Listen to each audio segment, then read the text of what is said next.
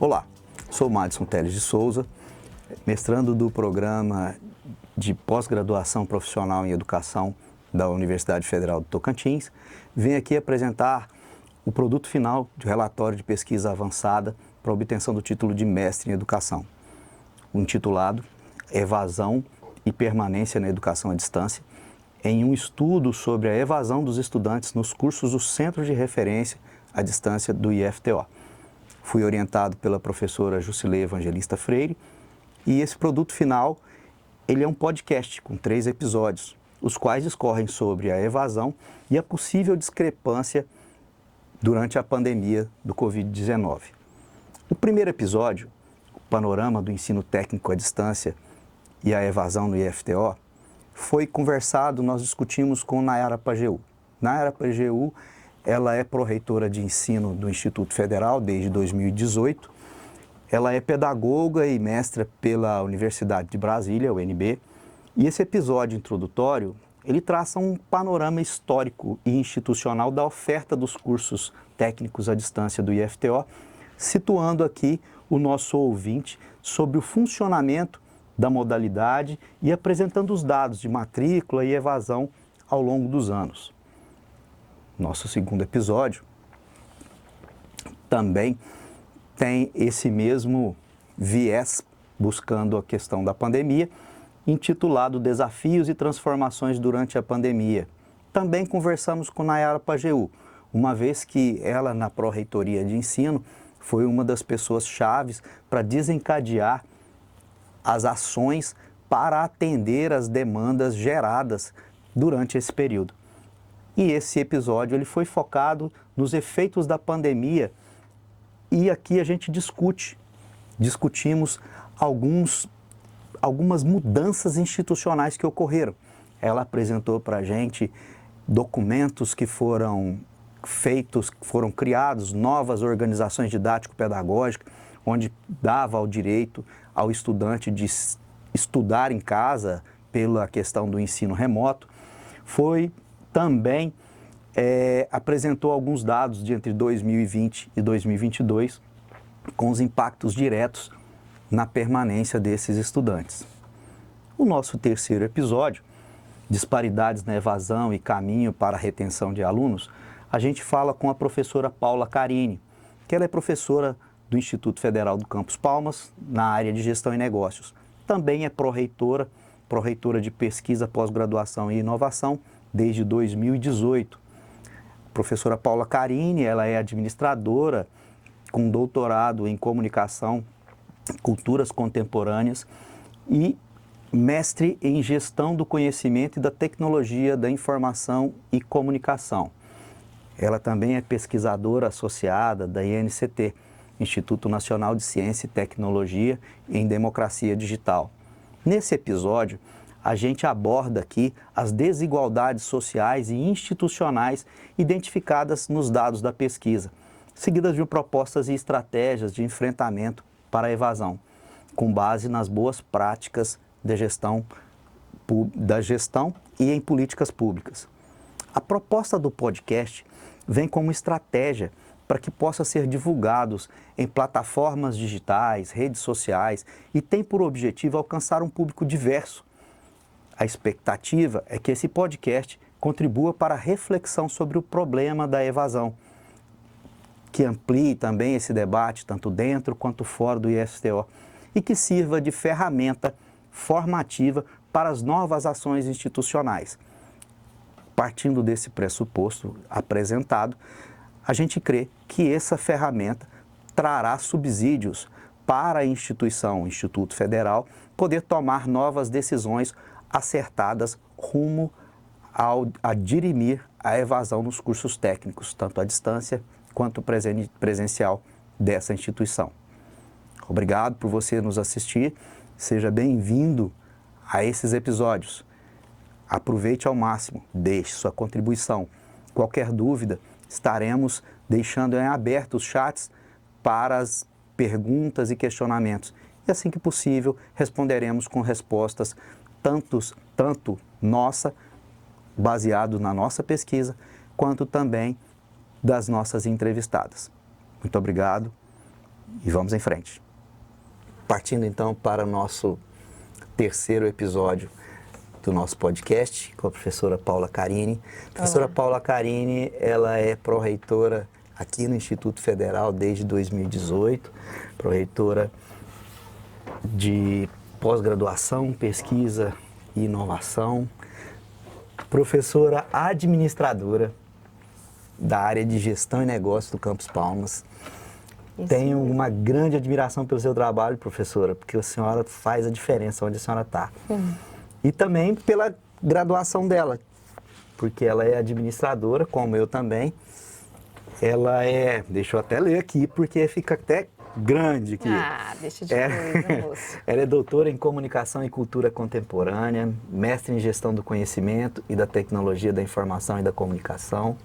É pesquisadora associada da INCT, que é Instituto Nacional de Ciência e Tecnologia em Democracia Digital.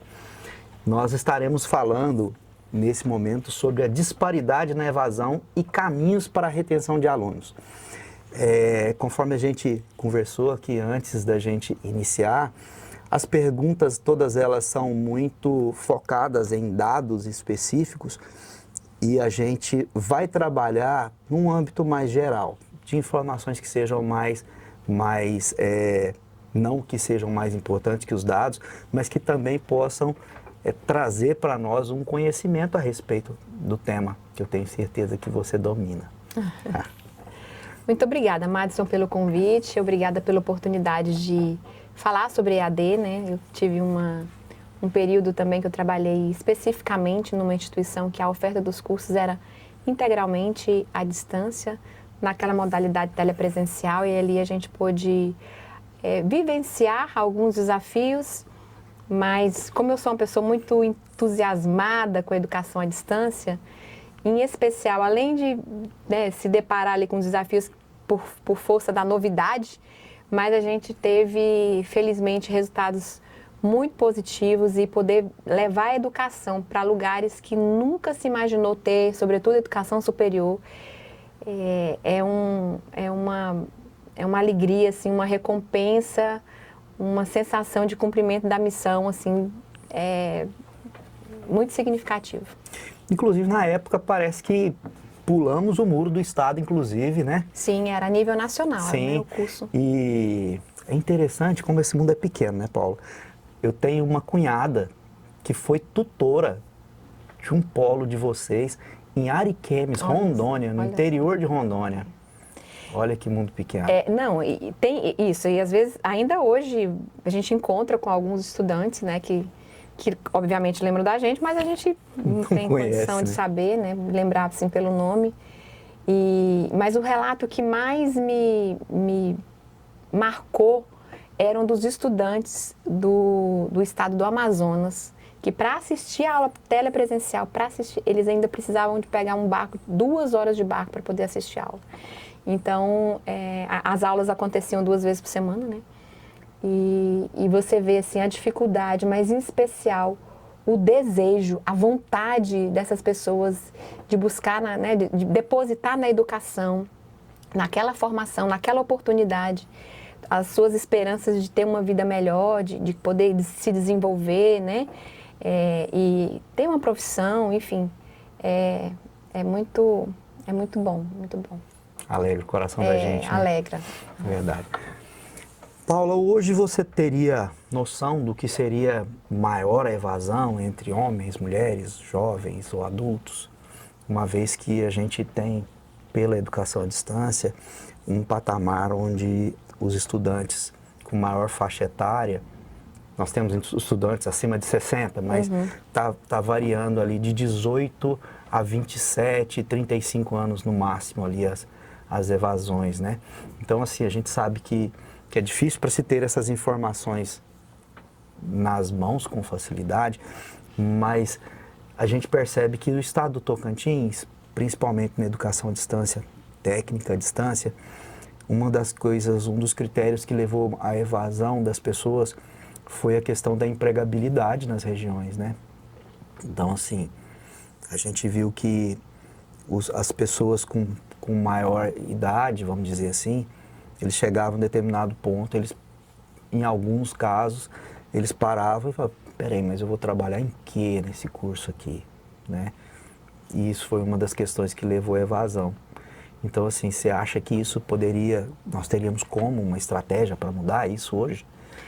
Bom, eu acredito que um dos fatores que refletem, né, essa desistência pelo fato de o estudante não perceber na sua região aquela profissão como uma profissão que tenha demanda, eu acho que a gente precisa desenhar os cursos ainda mais conectados com a necessidade dessas regiões. As tecnologias da comunicação, elas favorecem uma maior personalização, né, de conteúdo, do que vai ser... Porque, assim, apesar de a gente ter uma visão de que a educação à distância, ela massifica, ela pode... Eu vejo esse processo de massificação muito mais em ter conteúdos personalizáveis, você alcançar, em termos de alcance de pessoas, mas não de fechar em caixinhas um processo de formação, sabe? Muito mecanizado, então, eu penso que a gente precisa olhar para o processo de formação desses novos profissionais e ter essa mesma preocupação que a gente tem no presencial.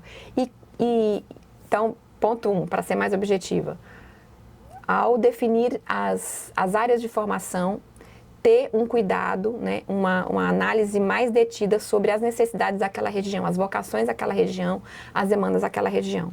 O outro ponto, eu penso que compreender que os públicos são diversos, até considerando essa informação que você deu de faixa etária, muitas vezes a forma de aprender de um público é diferente de outro público. Sim, sem então, dúvida. É preciso que a gente pense os ambientes de aprendizagem, os materiais, né? A estratégia o processo de ensino e o processo de aprendizagem para esses públicos precisa ser considerado, porque também eu acho que é um fator que desmobiliza ou mobiliza para a continuidade, né? Uhum.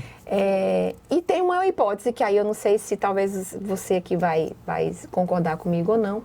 Apesar de a gente ter, né, a presença feminina nas matrículas, né, de um modo geral, nas instituições, eu acredito que para as mulheres, então assim, isso é uma hipótese, eu não posso afirmar porque eu não... Mas que para as mulheres passa a ser mais desafiador a continuidade, porque o apelo para ela deixar o curso, às vezes acaba sendo maior porque ela às vezes tem que prover a família, cuidar dos filhos, dar atenção em outras frentes, trabalhar, e aí isso acaba sendo um fator que pode levar à desistência, né? E em cima dessa sua pontuação, a gente já acabou de fechar aqui a questão das diferenças de gênero, a dificuldade de se manter, né? Eu concordo com você. E, Paula, nos anos de 2010, 2012, se não me falha a memória, foi a época que você trabalhou com o curso de marketing, não foi? Foi. Eu não sei se você se lembra que foi feito uma pesquisa de demanda nos polos da região, qual era o desejo dos estudantes daqueles cursos. Concomitante foi feito um estudo de arranjo produtivo local, né? E aí a gente fez um cruzamento dessas informações. O que era o desejo com aquilo que era ofertado de possíveis empregos, né? E isso fez com que nós conseguíssemos, à época, reduzir muito a evasão, né? Chegando ao ponto de termos pesquisadores do Rio Grande do Sul, de Brasília, vindo nos visitar para saber o que é que tinha sido feito à época para reduzir tanto a evasão, né? Inclusive veio até um representante do MEC sem acreditar, e aí quando ele chegou num polo nosso, que ele viu o polo lotado de estudantes, ele falou assim, não acredito no que eu estou vendo, olha isso, né? Então, assim, a gente percebe que essa preocupação, ela sem dúvida, ela gera frutos positivos quando a gente se coloca dessa forma, utilizando inclusive o que você falou, uma metodologia específica para atender esse público dessa forma, né? E eu acrescentaria também, professor Madison, o acompanhamento, porque, vejam, nós vivemos uma geração que ela já nasce completamente já nesse universo do digital. A presença do digital é muito forte. Porém, a gente tem na nossa educação à distância um público que é aquele público que sempre sonhou estudar, sempre quis estudar, mas foi primeiro formar sua família, educar os filhos, formar os filhos para depois voltar a estudar. E a familiarização com esse método, né, de essa nova essa forma de educação que é diferente da que ele teve quando fez as suas primeiras formações, a gente precisa desenvolver formas de acompanhá-los para poder, inclusive, ambientá-los nesse novo universo. Porque é um novo universo, não adianta. Sem dúvida, né? Sem dúvida. E aí esse acolhimento, esse acompanhamento sistematizado, muitas vezes, às vezes o acompanhamento só feito no ambiente virtual, sem ter esse contato humano, porque isso aqui é muito importante, o olho Sim. no olho, eles saberem que tem alguém que ele pode recorrer para tirar dúvidas, para lhe apoiar, para lhe ouvir. Então, eu penso que ter um acompanhamento nesse processo, acho que também pode ser um mecanismo importante para minimizar a evasão. E a gente, porque é um investimento muito alto que se faz, né? Quanto mais você perde aluno pelo meio do caminho, mais elevado é o custo. E quando eu falo custo, não estou me referindo, só um minutinho, não estou me referindo só à questão financeira. É a vida daquela pessoa, é o tempo do professor, é todo o sistema que está a serviço, sim, né? Sim. Daquela formação. Então, a gente quer que chegue ao final com o maior número possível de pessoas, que, de preferência, os que entraram consigam ter o sucesso. E o sucesso é a conclusão. Sim, e a gente percebe em cima dessa sua pontuação a questão específica das pessoas que residem em zona rural, né? Porque se a pessoa já reside no município, já na cidade, já tem mais acesso às tecnologias, ao WhatsApp, e aí a gente percebe que a turma de média idade acima já estão frequentando TikTok, Kawaii, aquela coisa toda. É até uma graça, você precisa de ver, minha sogra virou TikTok. Agora, ai, meu Deus, tudo que você vai falar com ela, eu vi isso no TikTok. Atualizadíssima. Atualizadíssima, 83 anos e tá lá, né? Coisa linda. E aí você percebe assim, esse pessoal, por exemplo, que está na fazenda, na zona rural, eles não têm acesso, geralmente não se tem acesso lá das fazendas, né? Então aí você percebe que essas pessoas, com esse apoio, certamente a manutenção dele, a permanência dele seria certamente mais favorecida, é verdade, né? E aí a gente percebe também uma outra questão, que é a questão racial, né? Que apesar de nós estarmos num estado onde nós temos um grande percentual de pardos e negros, né? Ainda se tem uma certa dificuldade dessa população ter acesso à educação. E a gente percebe que, às vezes, em muitos casos, eles mesmos se discriminam, em outros casos, eles são discriminados, né? E a gente percebe que, com relação à questão da educação à distância, a gente tem um bom número, né, desses estudantes, e o êxito deles parece que é maior nessa modalidade, né? Tem se mantido. E a gente percebe também que existe uma questão aí já mudando para um outro ponto, uma correlação entre emprego informal e a evasão escolar. A gente percebe que a maioria dos nossos estudantes, nas pesquisas as quais apresentam a plataforma Nilo Peçanha, a renda deles é baixa. E quando você vai fazer uma pesquisa um pouco mais aprofundada sobre a questão de emprego, muitos deles se declaram autônomos pelo fato de não estarem numa atividade laboral com CLT. Com CLT, vamos dizer assim, né? Como eles costumam dizer no interior, fichado, Fichado. Né? Então, assim... E o que é curioso, assim, você falando que as pessoas, né, os negros,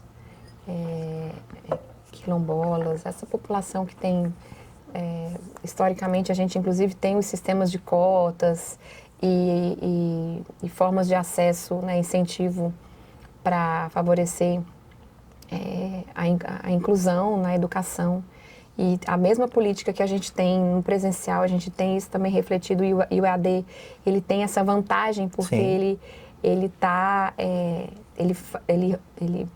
a barreira geográfica, né, ela acaba sendo favorecida. Claro que a gente tem os desafios do acesso a ter uma internet estável, ter os equipamentos, né, que é um desafio, a própria inclusão digital, o uso de todo esse letramento para que ele possa ter um desempenho favorável na sua participação.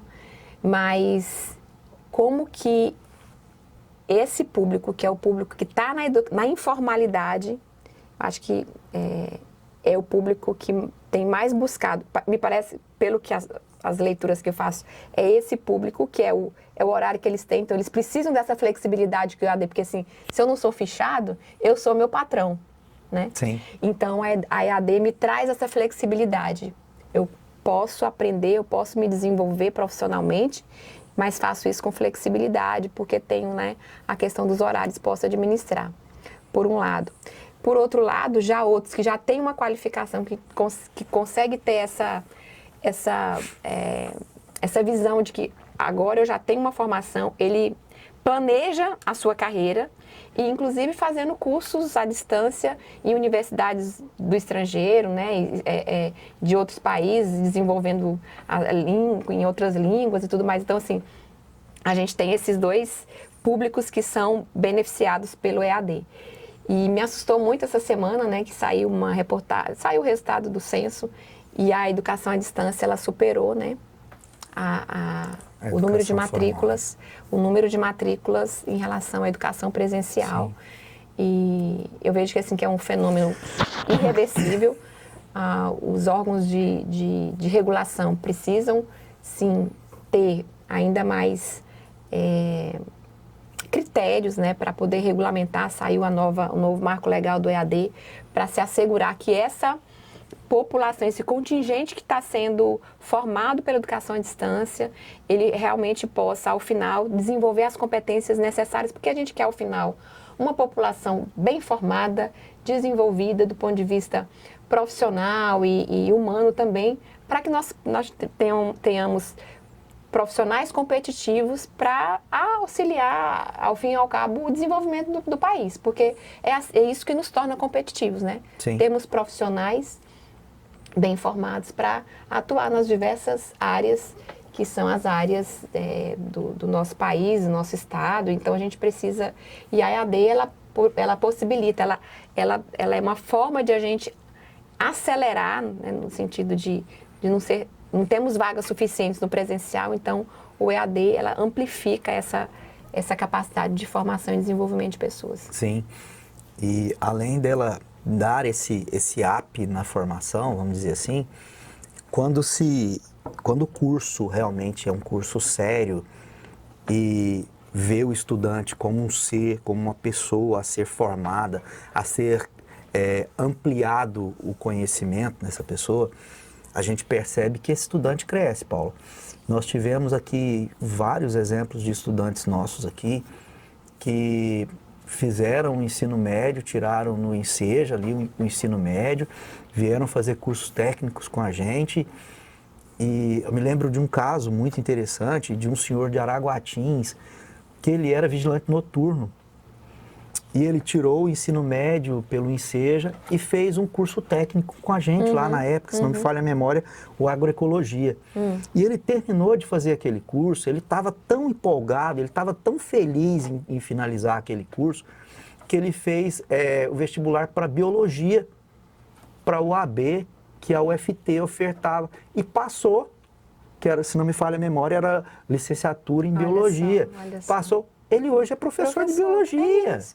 Você entendeu? Então, assim, era um senhor que à época já tinha seus 50 e tantos anos, fez um curso técnico, posterior a isso ele já entrou fez um curso universitário e hoje ele é professor. Você imagina assim, a gente percebe que quando se leva a sério, você muda a realidade local. Muda, com certeza. Você muda a qualidade de vida daquela pessoa, sem dúvida. E um aspecto interessante desse caso que você coloca é que fixou ele lá. Ele não precisou sair para os grandes centros. Exato. Que esse é um grande desafio. Exato. A gente interioriza, né?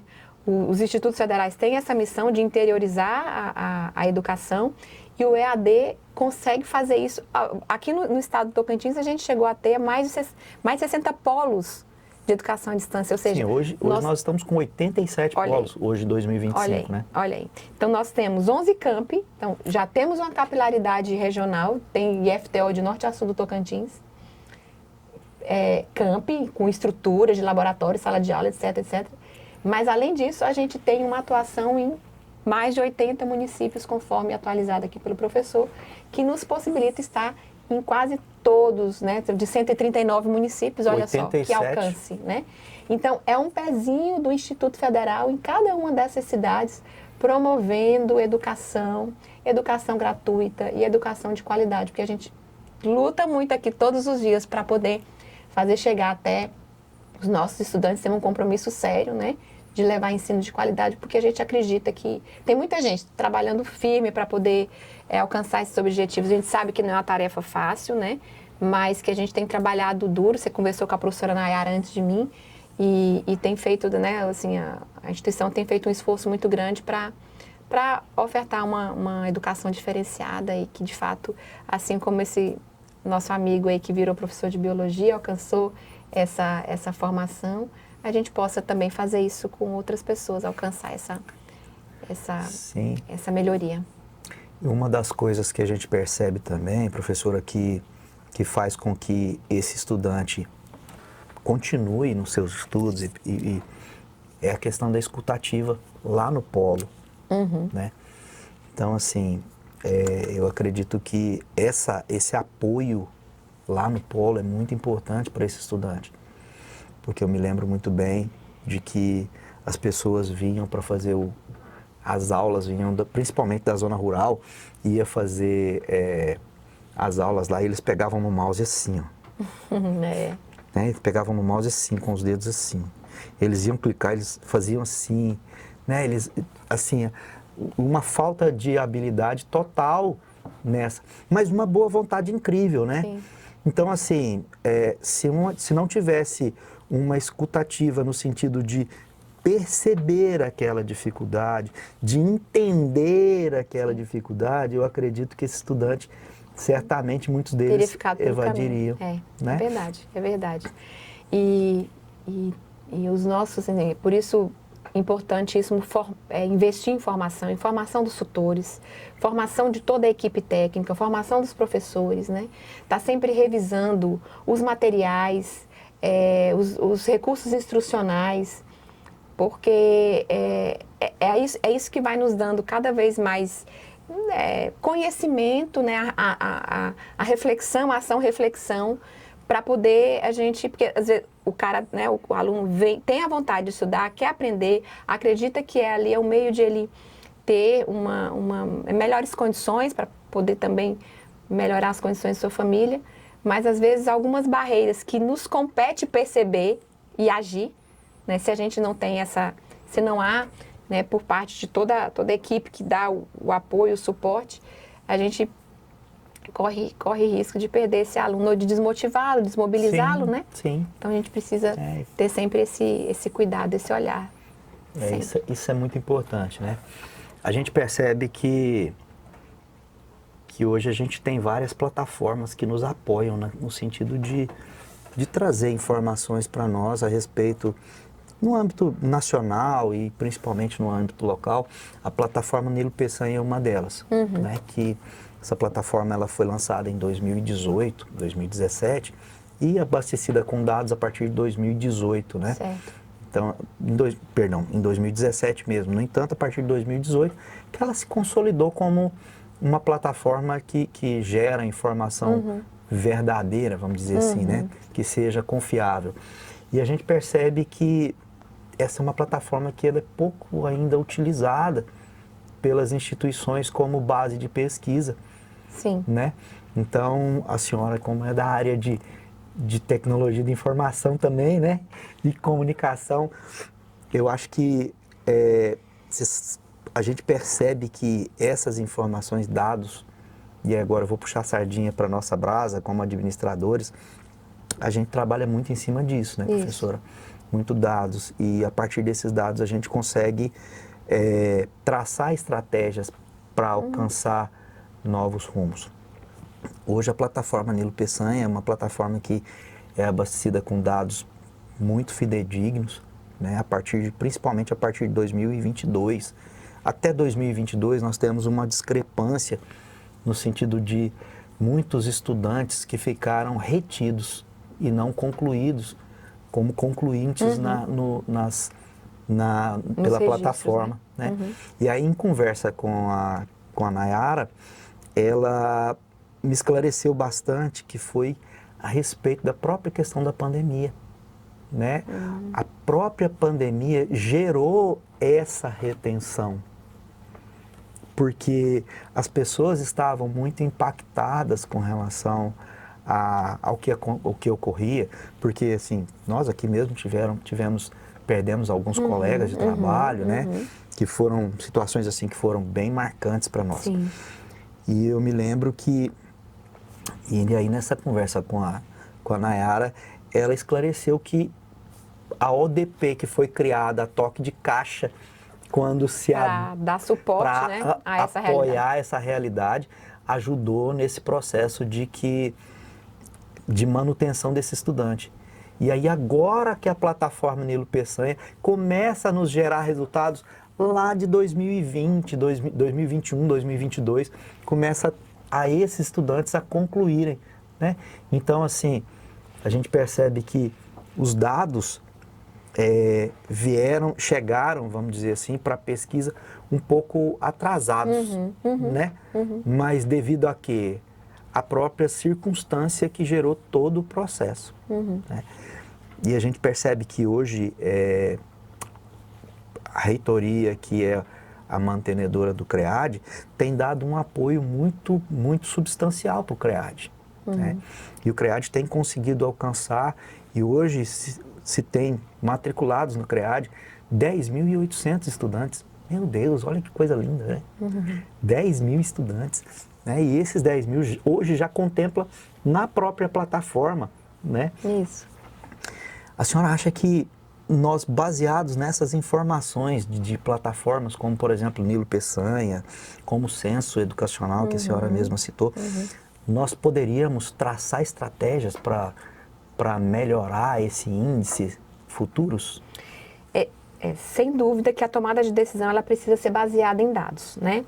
Aí você citou o censo, nós temos a PNP, que é a plataforma Nilo Peçanha, e nós temos outras fontes, né, de informação. Eu acho que é uma das dimensões, professor, porque assim, elas nos mostram o passado. Sim. Né? Sim. Elas nos mostram o passado. E o passado é uma referência, né, para a tomada de decisão, para a elaboração de novas políticas públicas, para avaliação de políticas públicas. O passado é, sim, uma referência muito forte e importante. Porém, eu acredito que muitas vezes alguns sistemas nossos, que inclusive alimentam a PNP e o censo e tudo mais, precisam ser também monitorados para nos ajudar a fazer essa avaliação. Em particular, em relação à PNP, eu gostaria de acrescentar uma observação, né? Você fala um pouquinho da evolução histórica dela, né? Em 2017, 2022, ela teve ali uma reformulação e ela está em processo de atualização porque hoje não, isso já tem, eu já estou, talvez logo depois ali da pandemia, desde 2021, tanto a área da pesquisa, inovação, como a área da extensão, a gente reivindica espaço para darmos publicidade e transparência, porque a PNP, além de ela ser um instrumento de gestão, de fornecimento de dados para pesquisas, né, para uso no campo da pesquisa educacional, ela também é um instrumento de transparência, de controle social. E aí a gente estava se perguntando, ora, ela só mostra os resultados do ensino. ela não mostra os resultados da pesquisa. Ela não mostra os resultados da inovação, da extensão.